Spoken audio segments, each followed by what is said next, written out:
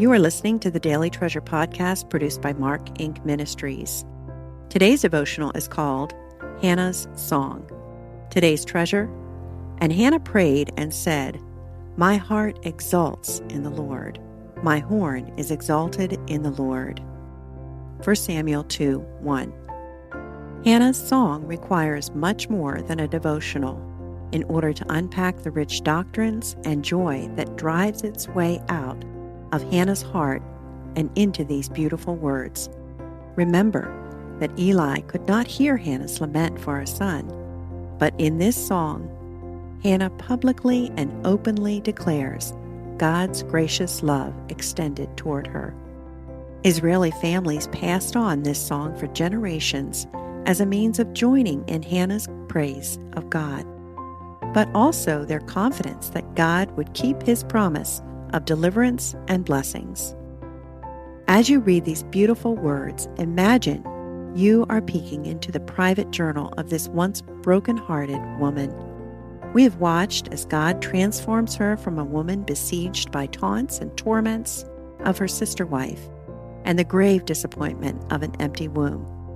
Now we observe the tangible joy that starts in her heart and spills out through her lips. Try to get inside Hannah's heart as you read and meditate on her words.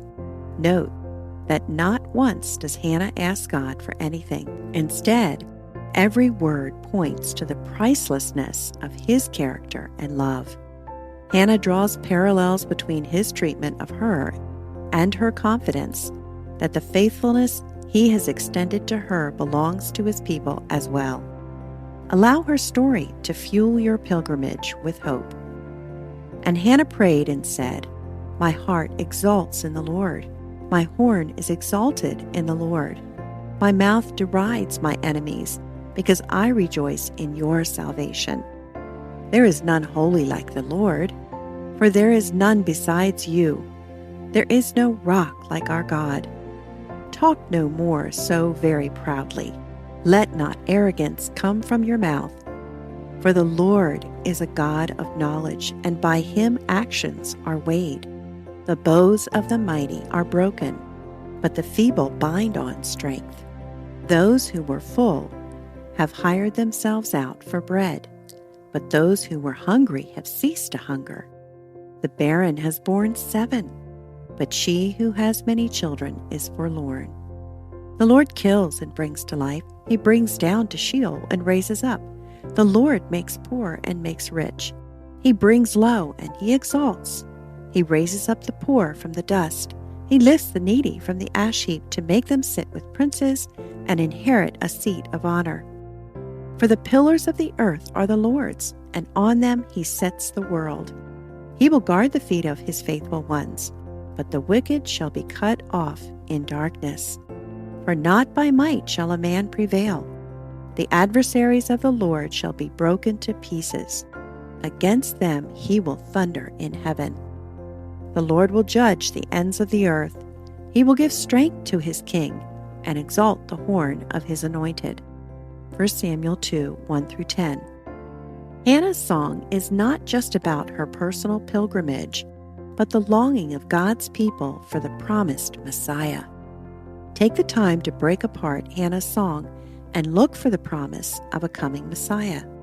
Hannah's story encouraged the Jewish people to believe that just as God had not forgotten Hannah, he would not forget them. When I am tempted to doubt the validity of God's word, stories like this encourage me to trust our Father, because he has kept the promise of the Messiah, as described by Hannah.